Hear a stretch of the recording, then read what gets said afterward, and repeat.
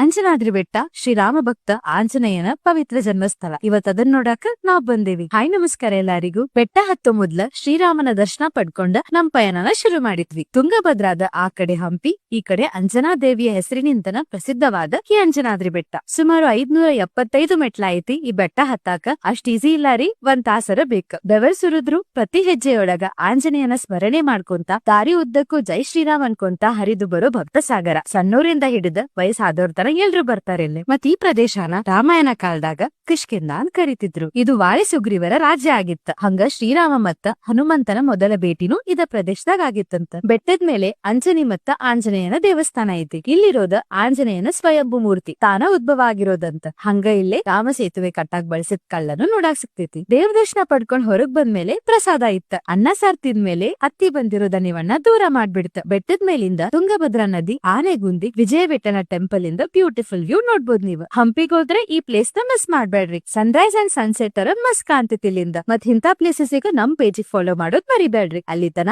ಮತ್ ಸಿಗೋಣಂತ. Download ShareChat.